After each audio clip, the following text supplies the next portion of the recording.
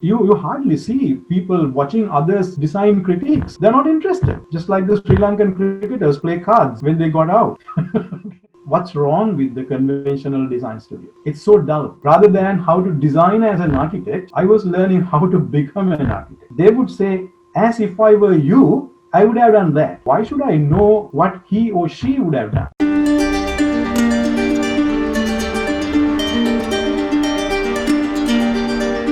Hi, I'm Jan Harsha.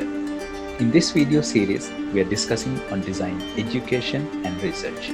For today's video, we have Professor Harsha Munasinghe from Canada. So, Professor, tell me a little bit about yourself. I'm Harsha Munasinghe. I'm an architect. My basic training is in architecture, but most of my life I have been teaching architectural design as well as other design programs, and later I trained myself as an urban designer, and so I'm practically an architect home urban designer. When I graduated, long time ago actually, I was hired to teach, simply because I had pretty good results for my design project.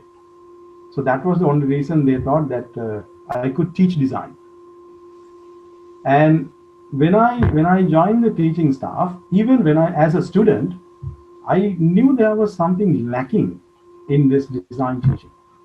So my teachers were telling me how they were designing practically, right?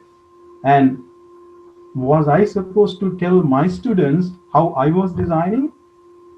Why should they learn how I design? Why cannot they develop their own way of design? Why can't we give them some sort of a space where they could develop as independent thinkers, independent designers? I always believe that design involves thinking, rational thinking.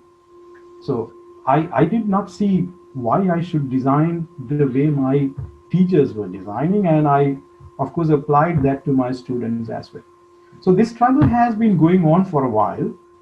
When even I was practicing, I was trying to get lots of things from my clients, asking them what sort of a space they want, rather than what sort of a space I would give them, right? So this was a continuous struggle all the time as an architect and as a design teacher.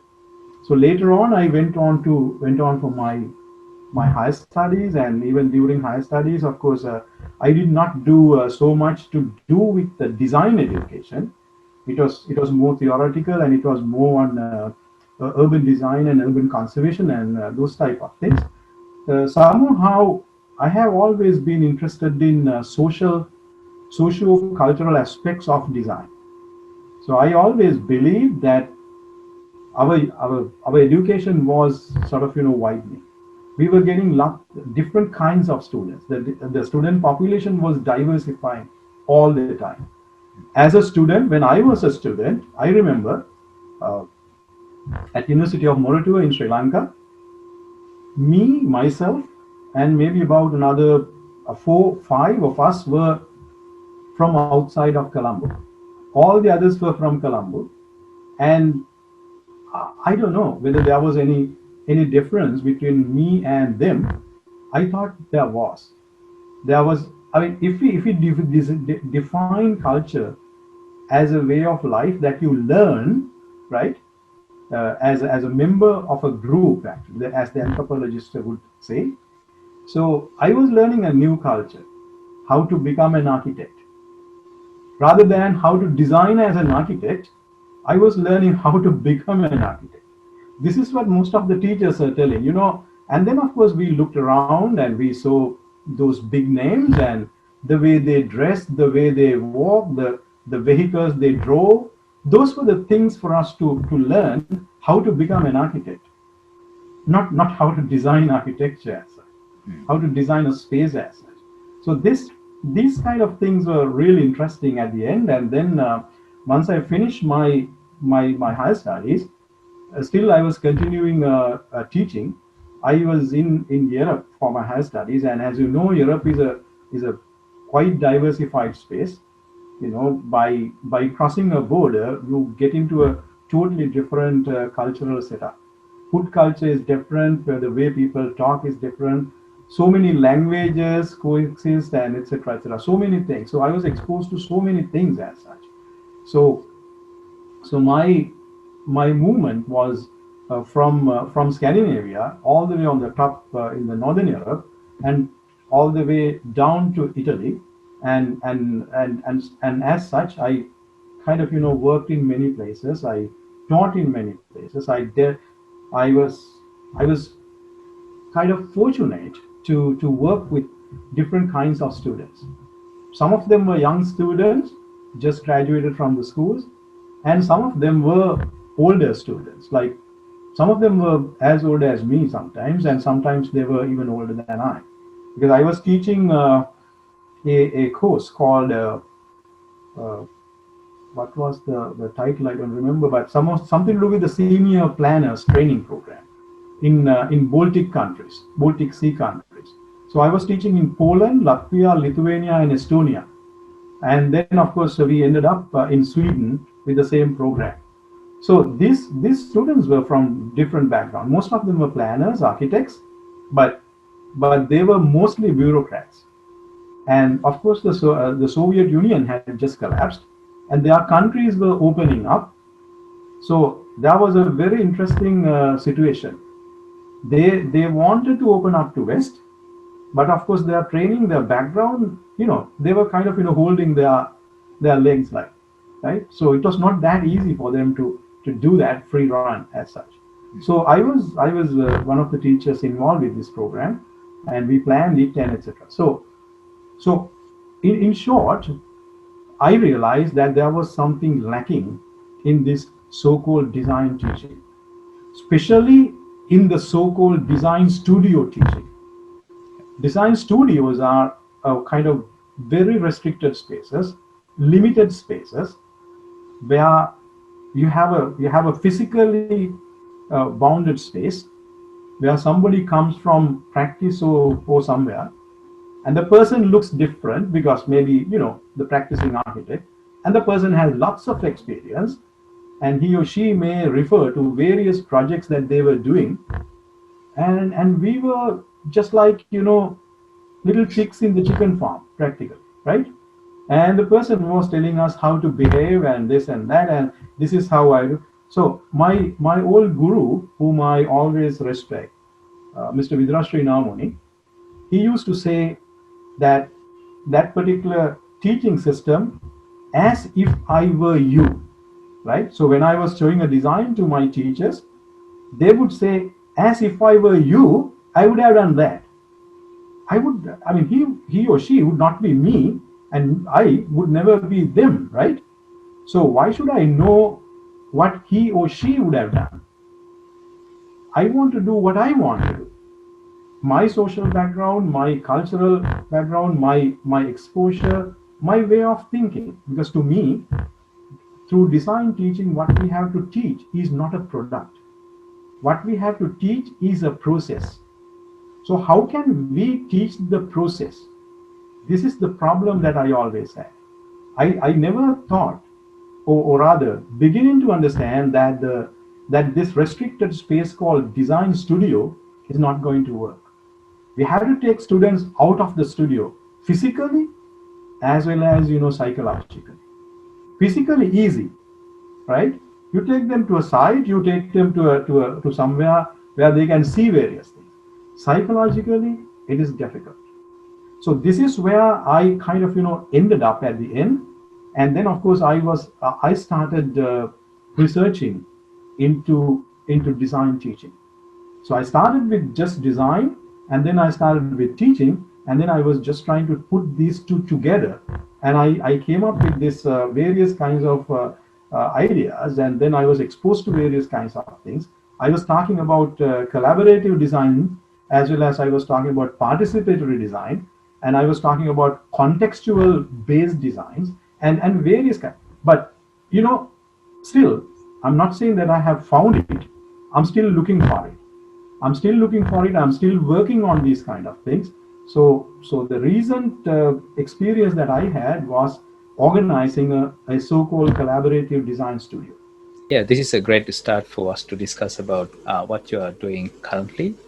So would you be able to tell us what kind of research you are engaged right now? So right now I'm actually working on this collaborative design studio, rather collaborative design process, how to teach, how to reorganize my way of teaching, which I call learner-oriented teaching.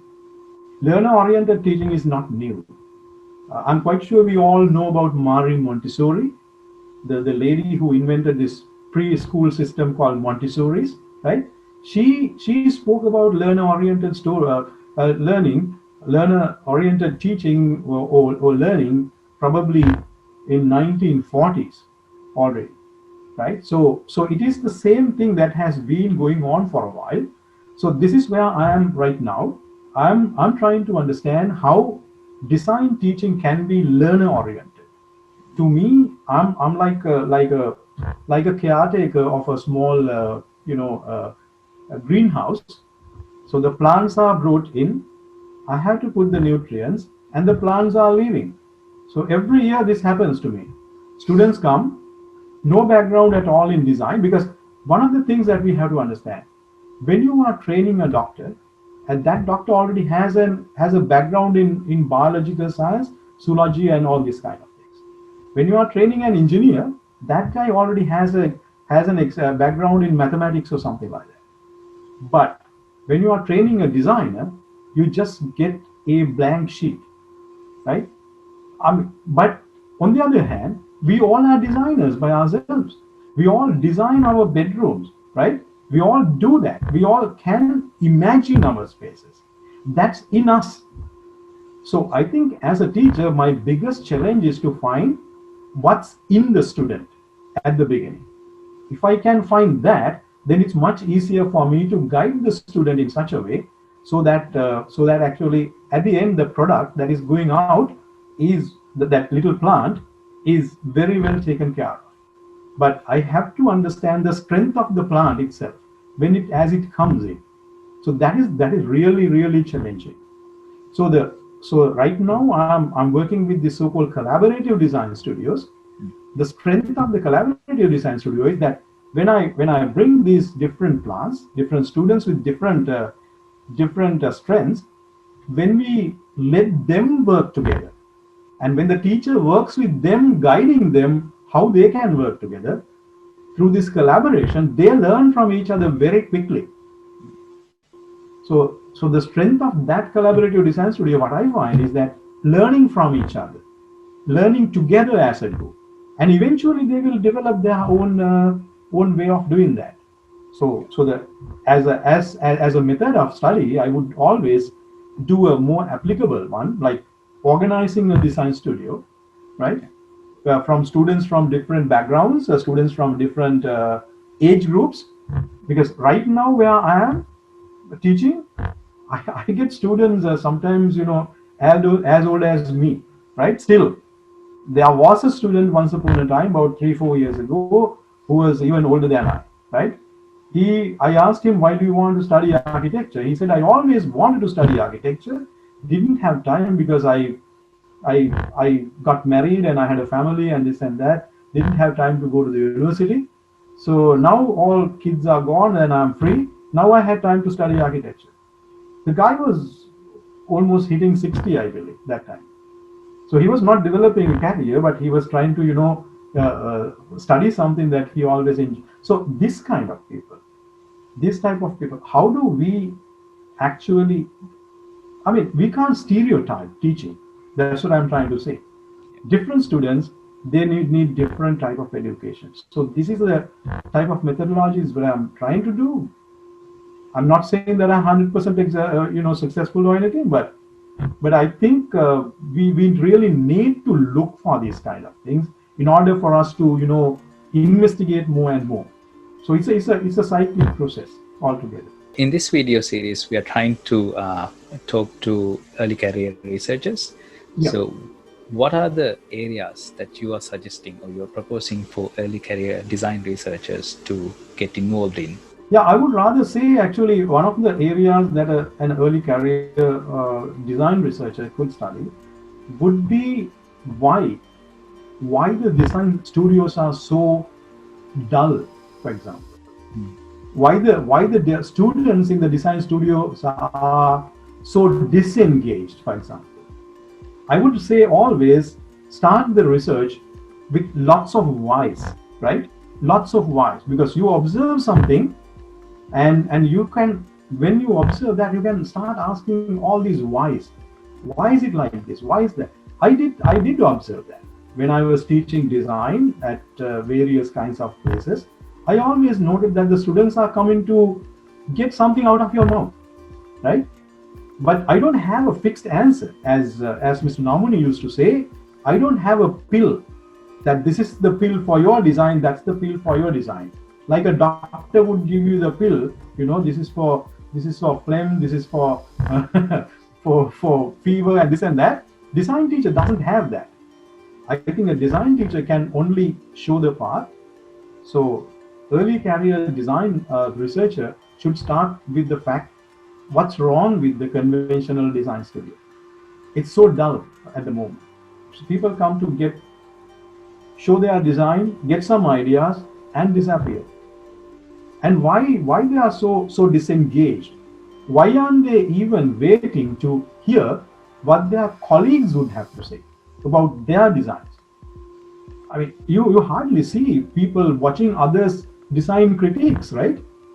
They're not interested. Just like the Sri Lankan cricketers play cards when they got out, right? Remember? They're not anymore interested in design or learning design. They're not interested in learning design, because if you want to learn design, you have to learn how the others would design as well. So open up and see how people do design. Thank you very much, Professor Harsha. So we will see you in the second video.